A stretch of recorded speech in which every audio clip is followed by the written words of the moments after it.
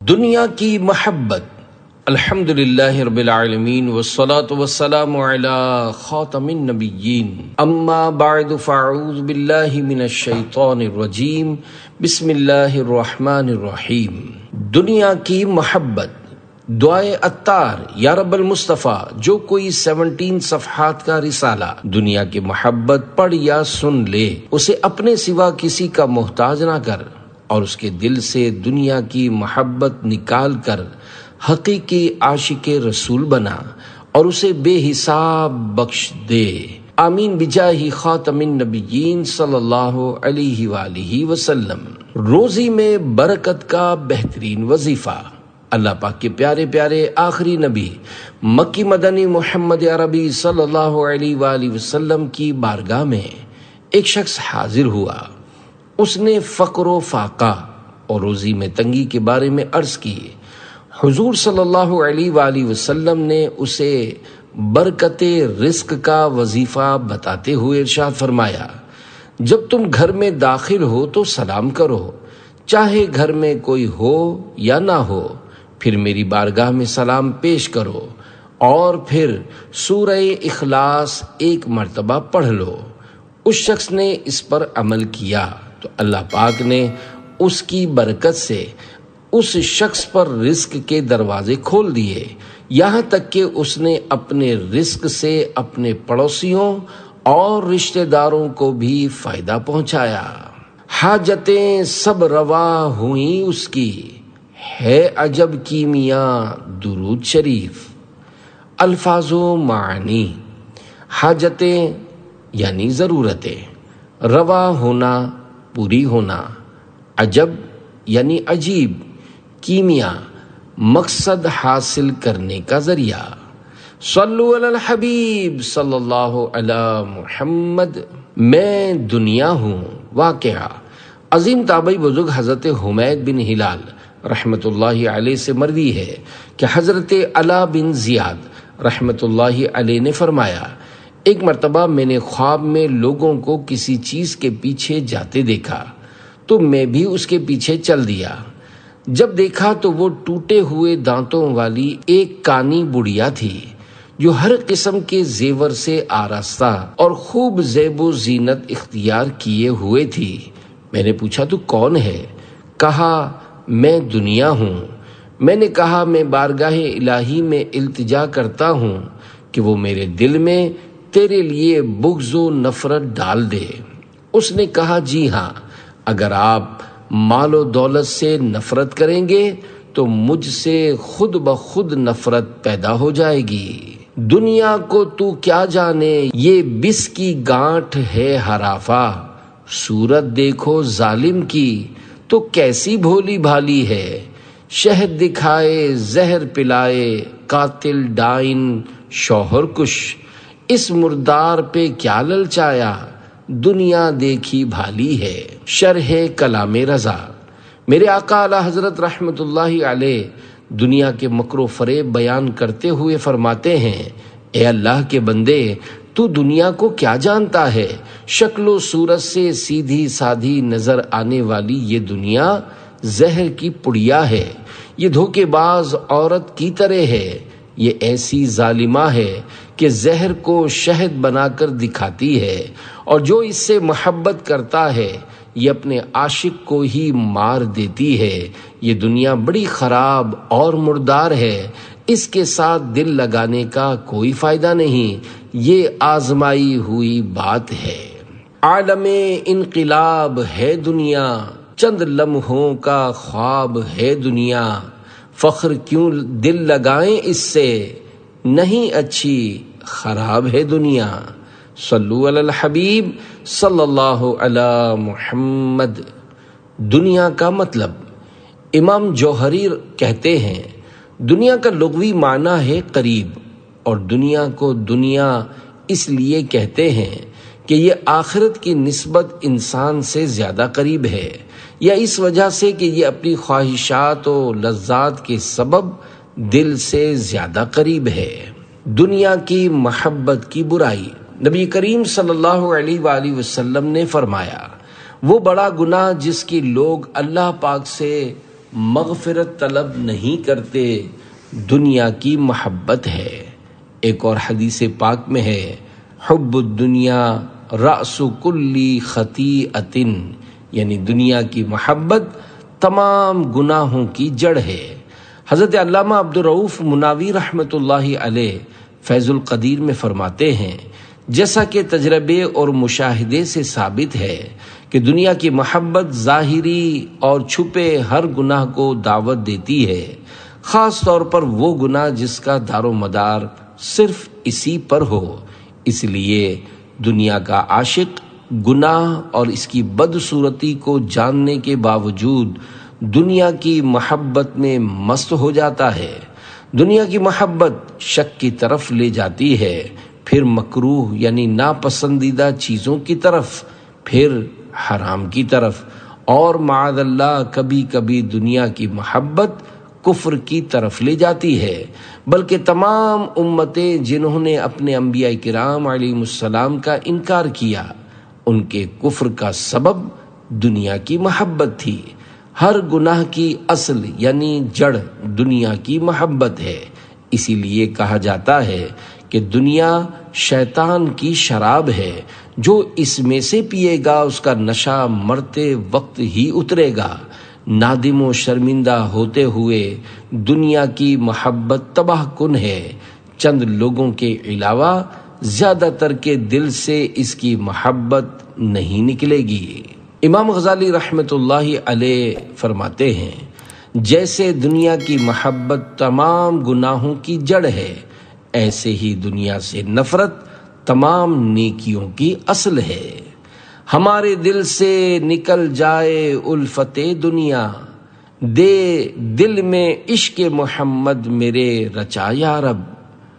محبت دنیا کی نوعیتیں، بعض دنیا کفر ہے، بعض فسق، بعض غفلت، اور بعض دنیا عین ایمان۔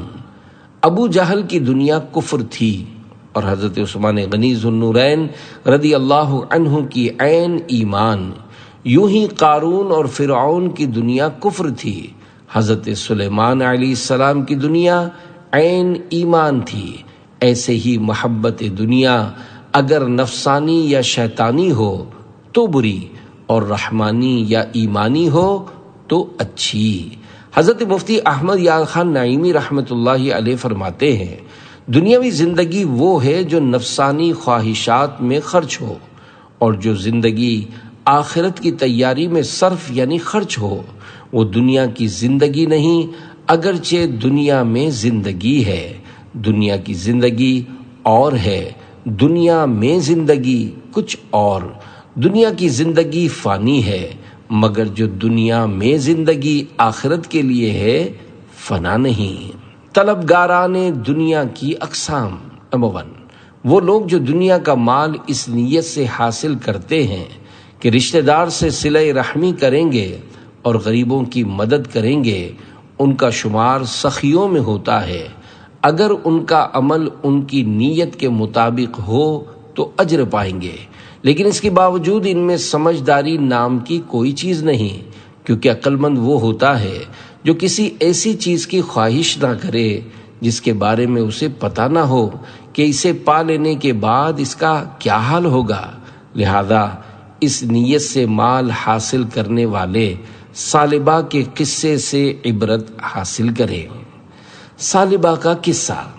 اللہ پاک کے پیارے پیارے آخری نبی صلی اللہ علیہ وآلہ وسلم کی خدمت بابرکت میں سالبہ نام کے ایک شخص نے درخواست کی کہ اس کے لیے مالدار ہونے کی دعا فرمائیں۔ اللہ پاک کی عطا سے غیب کی خبریں دینے والے آخری نبی صلی اللہ علیہ وآلہ وسلم نے فرمایا، اے سالبہ، تھوڑا مال جس کا تو شکر ادا کرے اس بہت سے بہتر ہے جس کا شکر ادا نہ کر سکے۔ دوبارہ پھر سالبہ نے حاضر ہو کر یہی درخواست کی اور کہا، اس کی قسم جس نے آپ کو سچا نبی بنا کر بھیجا کہ اگر وہ مجھے مال دے گا تو میں ہر حق والے کا حق ادا کروں گا۔ حضور صلی اللہ علیہ وآلہ وسلم نے دعا فرمائی، چنانچہ اللہ پاک نے اس کی بکریوں میں برکت فرمائی اور اتنی بڑھی کہ مدینے میں ان کی گنجائش نہ ہوئی، تو ثعلبہ ان کو لے کر جنگل میں چلا گیا اور جمعہ و جماعت کی حاضری سے بھی محروم ہو گیا۔ حضور پر نور صلی اللہ علیہ وآلہ وسلم نے اس کا حال پوچھا تو صحابہ کرام رضی اللہ عنہم نے عرض کیا کہ اس کا مال بہت زیادہ ہو گیا ہے اور اب جنگل میں بھی اس کے مال کی گنجائش نہ رہی۔ نبی کریم صلی اللہ علیہ وآلہ وسلم نے فرمایا کہ ثعلبہ پر افسوس۔ پھر جب حضور صلی اللہ علیہ وآلہ وسلم نے زکوٰۃ کے وصول کرنے والے بھیجے تو لوگوں نے انہیں اپنے اپنے صدقات دیے۔ جب ثعلبہ سے جا کر انہوں نے صدقہ مانگا، اس نے کہا یہ تو ٹیکس ہو گیا، جاؤ میں پہلے سوچ لوں۔ جب یہ لوگ رسول کریم صلی اللہ علیہ وآلہ وسلم کی خدمت میں واپس آئے تو حضور صلی اللہ علیہ وآلہ وسلم نے ان کے کچھ عرض کرنے سے قبل 2 مرتبہ فرمایا ثعلبہ پر افسوس۔ اس کے بعد یہ آیت نازل ہوئی، پارہ 10 سورہ توبہ آیت 75-76۔ وَمِنْهُمْ مَنْ عَاهَدَ اللَّهَ لَئِنْ آتَانَا مِنْ فَضْلِهِ لَنَصَدَّقَنَّ وَلَنَكُونَنَّ مِنَ الصَّالِحِينَ فَلَمَّا آتَاهُمْ مِنْ فَضْلِهِ بَخِلُوا بِهِ وَتَوَلَّوْا وَهُمْ مُعْرِضُونَ۔ ترجمہ کنز العرفان۔ اور ان میں کچھ وہ ہیں جنہوں نے اللہ سے عہد کیا ہوا ہے کہ اگر اللہ ہمیں اپنے فضل سے دے گا تو ہم ضرور صدقہ دیں گے اور ہم ضرور صالحین میں سے ہو جائیں گے۔ پھر جب اللہ نے انہیں اپنے فضل سے عطا فرمایا تو اس میں بخل کرنے لگے اور منہ پھیر کر پلٹ گئے۔ پھر ثعلبہ صدقہ لے کر حاضر ہوا تو حضور صلی اللہ علیہ وآلہ وسلم نے فرمایا کہ اللہ پاک نے مجھے اس کے قبول فرمانے کی ممانعت فرما دی۔ وہ اپنے سر پر خاک ڈال کر واپس ہوا۔ پھر اس صدقے کو خلافت صدیقی میں مسلمانوں کے پہلے خلیفہ حضرت ابو بکر صدیق رضی اللہ عنہ کے پاس لایا، انہوں نے بھی اسے قبول نہ فرمایا۔ پھر خلافت فاروقی میں مسلمانوں کے دوسرے خلیفہ حضرت عمر فاروق اعظم رضی اللہ عنہ کے پاس لایا، انہوں نے بھی قبول نہ فرمایا، اور خلافت عثمانی میں یہ شخص ہلاک ہو گیا۔ بارگاہ رسالت میں شیخ طریقت امیر اہل سنت کتنی خوبصورت آرزو کا اظہار کرتے ہیں۔ نہ مجھ کو آزما دنیا کا مال و زر عطا کر کے، عطا کر اپنا غم اور چشم گریاں یا رسول اللہ صلی اللہ علیہ وآلہ وسلم۔ صلو علی الحبیب صلی اللہ علی محمد۔ نمبر 2، دنیا طلب کرنے والوں کی دوسری قسم۔ اس کی بھی 2 قسمیں ہیں۔ نمبر 1، دنیا کے طلبگاروں میں اس قسم میں وہ لوگ داخل ہیں جن کا دنیا سے مقصد خواہشات کو پورا کرنا اور دنیا کی لذتوں سے لطف اندوز ہونا ہوتا ہے۔ ایسوں کا شمار جانوروں میں کیا گیا ہے۔ نمبر 2، وہ لوگ جو دوسروں پر فخر کرنے اور بڑا مالدار بن کر نمایاں نظر آنے کے لیے مال حاصل کرتے ہیں، یہ بے وقوفوں، دھوکے بازوں بلکہ مردودوں اور ملعونوں میں شمار ہوتے ہیں۔ دنیا سے محبت کرنے والوں کا انجام۔ حضرت ابن عباس رضی اللہ عنہما نے فرمایا، قیامت کے دن دنیا کو ایک بدصورت آنکھوں والی بڑھیا کی صورت میں لایا جائے گا، اس کے دانت آگے کو نکلے ہوں گے اور وہ نہایت بدصورت ہوگی۔ وہ لوگوں کی طرف متوجہ ہوگی تو ان سے پوچھا جائے گا کیا اسے جانتے ہو؟ وہ کہیں گے ہم اس کی پہچان سے اللہ پاک کی پناہ چاہتے ہیں۔ تو کہا جائے گا یہ دنیا ہے جس پر تم فخر کرتے تھے، اس کی وجہ سے رشتہ داری کے تعلقات ختم کرتے تھے، اسی کے سبب ایک دوسرے سے حسد کرتے، دشمنی کرتے اور غرور کرتے تھے۔ پھر اس دنیا کو جہنم میں ڈال دیا جائے گا تو وہ آواز دے گی، اے میرے رب، میری اتباع کرنے والے اور میری جماعت کہاں ہے؟ اللہ پاک فرمائے گا ان کو بھی اس کے ساتھ کر دو۔ دنیا کے 3 حصے۔ نمبر 1، جس میں ثواب ہے، یہ وہ حصہ ہے جس کے وسیلے سے بندہ بھلائی تک پہنچتا ہے اور برائی سے نجات پاتا ہے۔ یہ مومن کی سواری، آخرت کی کھیتی اور کفایت کرنے والی حلال روزی ہے۔ نمبر 2، جس کا حساب ہے، یہ وہ حصہ ہے جس کی وجہ سے تو کسی حکم کی ادائیگی سے غافل نہ ہو اور اس کی طلب میں ناجائز کام کا ارتکاب نہ کرے، اور اس کے اہل وہ اغنیاء ہیں جن کا حساب طویل ہوگا۔ فقراء ان سے 500 سال پہلے جنت میں داخل ہو جائیں گے۔ نمبر 3، جس میں عذاب ہے، یہ وہ حصہ ہے جس میں بندہ تمام ضروری امور کی ادائیگی سے دور ہو کر گناہوں میں مبتلا ہو جاتا ہے۔ جو اس حصے کا مالک بنے گا، یہ اس کو آگ کی طرف بڑھائے گا اور خسارے کے گھر میں دھکیل دے گا۔ عیش دنیا کچھ نہیں۔ صحابی رسول حضرت ابو ذر رضی اللہ عنہ سے مروی ہے، آپ رضی اللہ عنہ فرماتے ہیں، میں نبی مکرم نور مجسم شہنشاہ بنی آدم صلی اللہ علیہ وآلہ وسلم کے پاس پہنچا۔ جب آپ صلی اللہ علیہ وآلہ وسلم کعبۃ اللہ شریف کے سائے میں تشریف فرما تھے، جب آپ صلی اللہ علیہ وآلہ وسلم نے مجھے دیکھا تو ارشاد فرمایا، رب کعبہ کی قسم، وہ سب سے زیادہ خسارہ پانے والے ہیں۔ حضرت ابو ذر رضی اللہ عنہ فرماتے ہیں، میں قریب آ کر بیٹھ گیا جبکہ آپ صلی اللہ علیہ وآلہ وسلم بار بار یہی فرماتے جا رہے تھے، یہاں تک کہ میں کھڑا ہو کر عرض گزار ہوا، یا رسول اللہ صلی اللہ علیہ وآلہ وسلم، میرے ماں باپ آپ پر قربان، وہ کون لوگ ہیں؟ تو حضور نبی کریم صلی اللہ علیہ وآلہ وسلم نے ارشاد فرمایا، وہ مال و دولت کی کثرت والے ہوں گے، مگر وہ جو دائیں بائیں آگے اور پیچھے خرچ کریں، اور وہ بہت تھوڑے ہوں گے، اور جو بھی اونٹ یا گائے یا بکریوں کا مالک ہو اور ان کی زکوٰۃ ادا نہ کرے، تو وہ جانور قیامت کے دن پہلے سے زیادہ بڑے اور موٹے ہو کر آئیں گے اور اپنے مالک کو سینگوں سے ماریں گے اور کھروں سے روند ڈالیں گے، یہاں تک کہ تمام لوگوں کا حساب و کتاب ختم ہو جائے گا۔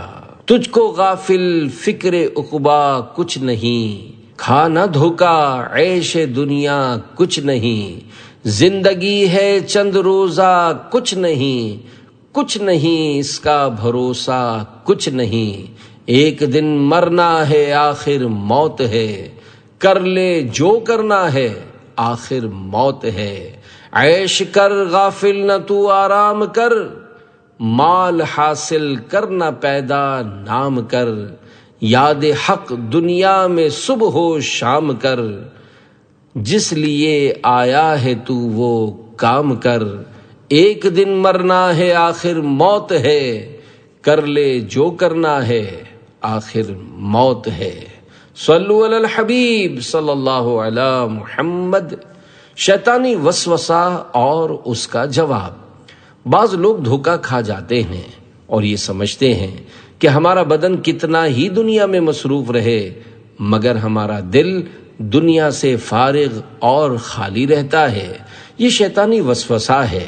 بھلا یہ کیسے ہو سکتا ہے کہ کوئی شخص دریا میں چلے اور پاؤں نہ بھیگے؟ دنیا کی مثال سمندر کے کھارے پانی کی سی ہے کہ جتنا پیو گے اسی قدر پیاس زیادہ لگے گی۔ دنیا کے زر و سامان کو اپنے اطمینان کا ذریعہ سمجھنا بڑی حماقت یعنی بے وقوفی ہے۔ جہاں ہمیشہ رہنا نہیں وہاں اطمینان کیسا؟ دنیا کی محبت کا علاج۔ دنیا کی رغبت 2 قسم پر ہے۔ ایک وہ جو دنیا دار کو آخرت کے عذاب کا حقدار بناتی ہے، اسے حرام کہتے ہیں۔ دوسری وہ ہے جو اعلیٰ درجات تک پہنچنے میں رکاوٹ ہے اور اسے طویل حساب میں پھنسانے والی ہے، اسے حلال کہتے ہیں۔ اور سمجھدار آدمی جانتا ہے کہ قیامت کے میدان میں حساب و کتاب کے لیے زیادہ دیر تک اس کا کھڑا رہنا بھی ایک عذاب ہے، تو جس کو حساب میں ڈالا گیا اسے عذاب دیا گیا ہے، کیونکہ رسول اکرم صلی اللہ علیہ وآلہ وسلم نے فرمایا، اس دنیا کے حلال کا حساب ہوگا اور حرام پر عذاب ہوگا، اور یہ بھی فرمایا کہ اس کے حلال پر عذاب ہے، لیکن اس کا عذاب حرام کے عذاب سے ہلکا ہے، اور اگر حساب نہ بھی ہو تو جنت میں حاصل ہونے والے بلند درجے کا چھوٹ جانا اور حقیر اور خسیس یعنی گھٹیا دنیا جو ختم ہونے والی ہے اس کے لیے افسوس کرنا بھی تو عذاب ہے۔ تو اس بات کو دنیا میں ہی دیکھ لو کہ جب تم اپنے زمانے کے لوگوں کو دنیاوی سعادتوں میں آگے دیکھتے ہو تو تمہارے دل میں کس قدر افسوس پیدا ہوتا ہے، حالانکہ تم جانتے ہو کہ یہ عارضی یعنی ٹیمپریری اور فانی سعادتیں ہیں اور گدلی ہیں، ان میں کوئی صفائی نہیں۔ تو وہ سعادت جس کی عظمت بیان سے باہر ہے، اس کے چلے جانے پر کس قدر افسوس ہونا چاہیے۔ زمانے گزر گئے لیکن وہ باقی ہیں۔ الغرض قیامت کے دن سوال کا جواب دینے میں ذلت، خوف، خطرہ، مشقت اور انتظار ہے، اور یہ سب کچھ اخروی نقصان کا باعث ہے۔ تو دنیا تھوڑی ہو یا زیادہ، حرام ہو یا حلال، جب تک تقوی پر مددگار نہ ہو ملعون ہے۔ اور یہی وجہ ہے کہ اللہ پاک انبیاء کرام علیہم السلام، اولیاء کرام رحمت اللہ علیہم، اور پھر ان کے بعد دوسرے مقربین کو درجہ بدرجہ آزمائشوں میں ڈالتا ہے۔ یہ سب کچھ ان پر مشقت اور احسان کے طور پر ہوتا ہے تاکہ ان کو آخرت میں زیادہ حصہ ملے۔ عالم انقلاب ہے دنیا، چند لمحوں کا خواب ہے دنیا، فخر کیوں دل لگائیں اس سے، نہیں اچھی خراب ہے دنیا۔ صلو علی الحبیب صلی اللہ علی محمد۔ دل سے دنیا کی محبت نکالنے کا سبب۔ دنیا کے کاموں میں مشغول رہنے کے باوجود تیرا آخرت کے لیے فکر کرنا اور اس کا شعور رکھنا تیرے دل سے دنیا کی محبت کو نکال دے گا، اور اسی کو زہد حقیقی کہتے ہیں، اور یہ ہمیشہ ہمیشہ کے لیے تجھے اللہ پاک کے قریب کر دے گا۔ دنیا کے معاملے میں ہمیشہ اپنے سے نیچے کے لوگوں کی طرف دیکھے، اوپر والوں کی طرف نہ دیکھے، کیونکہ شیطان ہمیشہ اس کی نظر کو اوپر والوں کی طرف پھیرتا ہے۔ شیخ طریقت امیر اہل سنت دامت برکاتہم العالیہ نے ایک موقع پر ارشاد فرمایا، جو اللہ پاک اور اس کے آخری نبی صلی اللہ علیہ وآلہ وسلم کی فرما برداری میں لگا رہتا ہے، دنیا اس کی خدمت میں لگی رہتی ہے۔ دنیا کی محبت سے چھٹکارے کا بہترین طریقہ۔ امام غزالی رحمت اللہ علیہ فرماتے ہیں، تمہیں دنیا کو چھوڑنے اور مال کو تقسیم کرنے پر ابھارنے والے اسباب یہ ہیں: دنیا کی آفتوں اور عیبوں کو یاد کرنا، اس بات کو ذہن میں رکھنا کہ دنیا کا نفع بہت تھوڑا اور جلد ختم ہونے والا ہے، اور دنیا طلب کرنے والے اچھے نہیں ہیں۔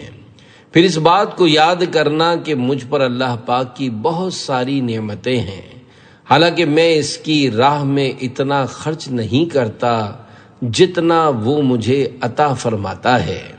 جب تم ان باتوں میں اچھی طرح غور کرو گے تو تم پر ترک دنیا اور تقسیم مال کا معاملہ آسان ہو جائے گا۔ یوں ہی یہ بھی یاد کرو کہ دنیا اللہ پاک کی دشمن ہے اور تم اللہ پاک سے محبت کرنے والے ہو، اور جو کسی کو دوست و محبوب رکھے اس کے دشمن کو دشمن رکھتا ہے۔ دنیا حقیقت میں میل کچیل اور مردار ہے، تم دیکھتے نہیں کہ اس کے لذیذ کھانے کچھ ہی دیر بعد خراب اور بدبودار ہو جاتے ہیں۔ پس دنیا خوشبو میں بسا ایسا مردار ہے جس کے ظاہر کو دیکھ کر غافل لوگ دھوکے میں پڑ گئے، اور عقل مندوں نے اس سے کنارہ کشی اختیار کر لی۔ عظیم تابعی بزرگ حضرت ربیع بن خثیم رحمت اللہ علیہ فرماتے ہیں، اپنے دلوں سے دنیا کی محبت نکال دو، آخرت کی محبت اس میں داخل ہو جائے گی۔ زہد اور فقر میں فرق۔ دنیا خود انسان سے الگ ہو اسے فقر یعنی غربت کہتے ہیں، اور دوسری صورت یہ ہے کہ بندہ دنیا سے الگ ہو، مطلب یہ کہ اس کے پاس مال آئے تو وہ نفرت کی وجہ سے اسے ناپسند کرے، مال کے آنے سے اسے تکلیف ہو، نیز اس کے شر اور اس میں مشغولیت سے بچنے کے لیے اس سے راہ فرار اختیار کرے، اس حالت کا نام زہد ہے۔ اور جس شخص میں یہ صفت پائی جائے اسے زاہد یعنی دنیا سے بے رغبتی رکھنے والا کہتے ہیں۔ زہد کی فضیلت، صحابی رسول حضرت ابو ہریرہ رضی اللہ عنہ بیان کرتے ہیں، دو جہاں کے تاجور صلی اللہ علیہ وآلہ وسلم کا فرمان ذیشان ہے، دنیا کے معاملے میں اپنے سے نیچے والوں کو دیکھو اور اپنے سے اوپر والوں کو مت دیکھو، یہ تمہارے لیے بہترین نصیحت ہے تاکہ تم اللہ پاک کی نعمتیں نہ کھو بیٹھو۔ صحابی رسول حضرت سلمان فارسی رضی اللہ عنہ فرماتے ہیں، بندہ جب دنیا سے بے رغبت ہوتا ہے تو اس کا دل حکمت سے روشن ہو جاتا اور اعضاء یعنی جسم کے حصے عبادت پر مددگار بن جاتے ہیں۔ زہد کے 3 مرتبے، حضرت ابراہیم بن ادم رحمۃ اللہ علیہ فرماتے ہیں، زہد کے 3 مرتبے ہیں۔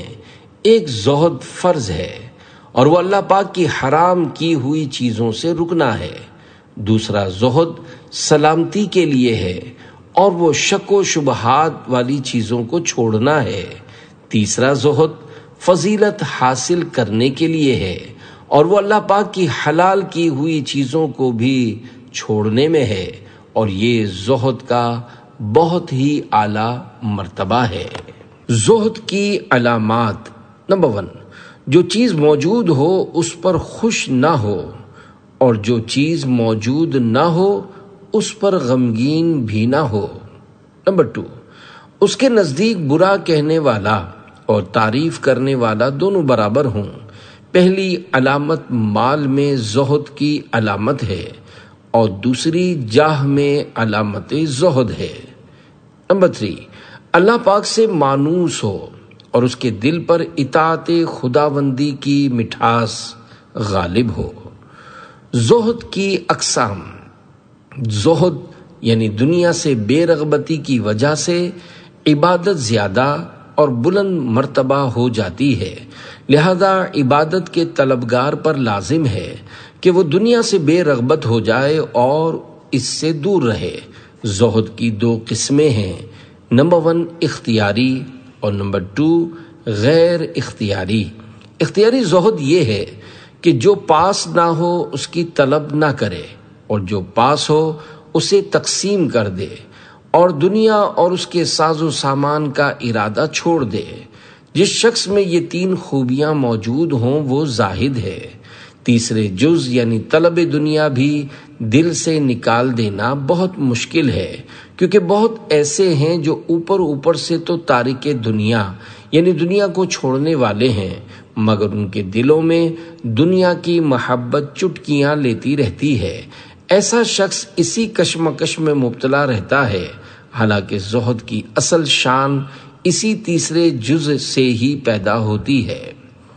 غیر اختیاری زہد یہ ہے کہ دل دنیاوی اشیاء کے شوق و خیالات سے سرد پڑ جائے۔ جب بندہ اختیاری زہد اپنائے گا، یوں کہ جو پاس نہیں اسے طلب نہ کرے، جو پاس ہے اسے دور کر دے، اور دل سے دنیا کا ارادہ بھی نکال دے، تو پھر اس کا دل دنیا سے سرد پڑ جائے گا، دنیا اس کے نزدیک حقیر ہو جائے گی اور اسے دنیا کا خیال نہ آئے گا، اور یہ غیر اختیاری زہد ہے۔ زہد کے درجات، نمبر 1، انسان تکلف کے ساتھ دنیا سے بے رغبتی اختیار کرے اور اپنی خواہشات کے باوجود اسے چھوڑنے کی کوشش کرے تو ایسا شخص متزاہد ہے، اور ہو سکتا ہے کہ وہ اس پر ہمیشگی اختیار کر کے زہد کو پالے۔ نمبر 2، وہ اپنی خوشی سے دنیا سے بے رغبتی اختیار کرے، یعنی وہ جس چیز کی لالچ کر رہا ہے اس کی نسبت سے دنیا کو حقیر جانے۔ جیسے کوئی شخص 2 درہم کے لیے 1 درہم چھوڑ دیتا ہے اور یہ چیز اس پر دشوار نہیں ہوتی، لیکن اس کی توجہ دنیا اور اپنے نفس کی طرف بھی رہتی ہے، یعنی وہ خیال کرتا ہے کہ اس نے بڑی اہم چیز کو چھوڑا ہے، اور یہ بھی زہد ہے، لیکن اس میں نقصان کا اندیشہ ہے۔ نمبر 3، تیسرا درجہ سب سے اعلیٰ ہے، اور وہ یہ کہ بندہ خوشی سے زہد اختیار کرے اور اپنے زہد میں مبالغہ اختیار کرے، اور یہ خیال نہ کرے کہ اس نے کوئی چیز چھوڑی ہے، اس لیے کہ وہ جانتا ہے کہ دنیا کوئی چیز نہیں، دنیا کی آخرت کے مقابلے میں کوئی اہمیت نہیں۔ اعلیٰ درجہ یہ ہے کہ تم رضا الہی کے لیے اس کے سوا ہر چیز سے بے رغبت ہو جاؤ، اور یہ چیز اللہ پاک کے دیدار کی لذت اور اس کے سوا ہر نعمت سے زہد اختیار کرنے کی پہچان سے حاصل ہوتی ہے۔ لہذا تمہیں چاہیے کہ اپنی ضرورت کے مطابق کھانا، لباس، نکاح اور رہائش اختیار کرو، جس سے تمہارے بدن کا گزارا ہو اور تم اپنا دفاع کر سکو۔ یہی حقیقی زہد ہے۔ زہد کے حصول کے اسباب۔ زہد سے مقصود یہ ہے کہ فضول، زائد اور غیر ضروری چیزوں سے بچا جائے۔ غرض یہ کہ صرف اس قدر طاقت و قدرت موجود رہے جس سے عبادت اور اللہ پاک کی فرما برداری کر سکو۔ محض کھانا پینا اور لذت حاصل ہونا مقصد نہ ہو، اور اللہ پاک کو اس پر بھی قدرت ہے کہ تمہیں بغیر کسی ظاہری سبب کے، جیسا کہ فرشتے ان مادی اسباب و ذرائع کے بغیر ہی زندہ ہیں، اللہ پاک کو اس کی بھی طاقت ہے کہ تمہیں تمہارے پاس موجود شے کے ذریعے زندہ رکھے، یا ایسی شے مہیا فرما دے جس کا تمہیں وہم و گمان تک نہ ہو۔ اس لیے اگر تم تقوی پر قائم رہو گے تو تمہیں بقائے حیات کے لیے طلب دنیا وغیرہ کی حاجت نہیں، اور اگر زہد کا یہ درجہ تمہیں حاصل نہ ہو تو زاد آخرت اور تقوی کی نیت سے تلاش کرو، شہوت و لذت کی غرض سے تلاش نہ کرو، کیونکہ جب تمہاری نیت نیک ہوگی تو یہ طلب آخرت میں ہی شمار ہوگی، اور اس طرح تمہارے زہد میں کوئی فرق نہیں آئے گا۔ نمبر 1، کبھی تو دوزخ کا خوف اور عذاب کا اندیشہ زہد کا سبب بن جاتا ہے، اور اس زہد کو خائفین کا زہد کہتے ہیں۔ نمبر 2، کبھی اخروی نعمتوں کی لذت زہد کا باعث ہو جاتی ہے، اور اس کو راجین کا زہد کہتے ہیں، اور یہ پہلے درجے والے سے بڑھا ہوا ہے۔ نمبر 3، یہ سب سے اعلیٰ ہے کہ ماں سوا اللہ کی جانب سے بے توجہی اور نفس کا اللہ کے علاوہ کو حقیر سمجھ کر چھوڑ دینا زہد کا باعث ہو، اس کو حقیقی زہد کہتے ہیں۔ زہد سے افضل حالت۔ زہد سے بھی افضل حالت یہ ہے کہ بندے کے نزدیک مال کا ہونا اور نہ ہونا برابر ہو، مال ملنے پر نہ تو خوش ہو اور نہ ہی تکلیف محسوس کرے، جبکہ نہ ملنے پر بھی یہی حالت ہو، بلکہ اس کی حالت ایسی ہو جائے جیسی ام المومنین حضرت بی بی عائشہ صدیقہ طیبہ طاہرہ رضی اللہ عنہا کی تھی کہ کسی نے آپ کی خدمت میں 1,00,000 درہم کا عطیہ نظر کیا تو آپ نے قبول فرما لیا اور اسی دن تقسیم فرما دیا۔ خادمہ نے عرض کی، آپ نے آج جو مال تقسیم فرمایا، اگر اس میں سے 1 درہم کا گوشت خرید لیتی تو ہم اس سے روزہ افطار کرتے۔ فرمایا، اگر تم یاد دلا دیتی تو میں ایسا ہی کرتی۔ جس شخص کی کیفیت ایسی ہو، اگر پوری دنیا بھی اس کے قبضے میں ہو تو اسے کوئی نقصان نہیں ہو سکتا، کیونکہ وہ مال کو اپنے قبضے میں نہیں بلکہ اللہ پاک کے خزانے میں سمجھتا ہے، اور اس کے نزدیک اس بات میں کوئی فرق نہیں ہوتا کہ مال اس کے قبضے میں ہے یا کسی اور کے۔ ایسی حالت والے شخص کا نام مستغنی رکھنا چاہیے، کیونکہ وہ مال کے ہونے نہ ہونے دونوں سے بے پرواہ ہے۔ زہد کا کمال درجہ۔ مال کے معاملے میں زہد کا کمال درجہ یہ ہے کہ بندے کے نزدیک مال اور پانی برابر ہوں۔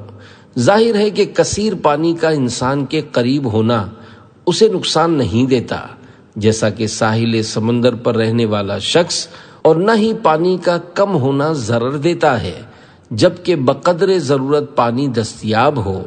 پانی ایک ایسی چیز ہے جس کی انسان کو ضرورت ہوتی ہے۔ انسان کا دل نہ تو کثیر پانی سے نفرت کرتا ہے اور نہ ہی راہ فرار اختیار کرتا ہے، بلکہ وہ کہتا ہے کہ میں اس سے اپنی حاجت کے مطابق پیوں گا، اللہ پاک کے بندوں کو پلاؤں گا اور اس میں بخل نہیں کروں گا۔ انسان کے نزدیک مال کی حالت بھی یہی ہونی چاہیے کہ اس کے ہونے نہ ہونے سے اسے کوئی فرق نہ پڑے۔ جب بندے کو اللہ پاک کی معرفت حاصل ہو جائے اور توکل کی دولت نصیب ہو جائے تو پھر اسے اس بات پر کامل یقین ہو جاتا ہے کہ وہ جب تک زندہ ہے اسے بقدر ضرورت روزی ملتی رہے گی جیسا کہ پانی ملتا ہے۔ نہ مجھ کو آزما دنیا کا مال و زر عطا کر اپنا غم اور چشم گریاں یا رسول اللہ۔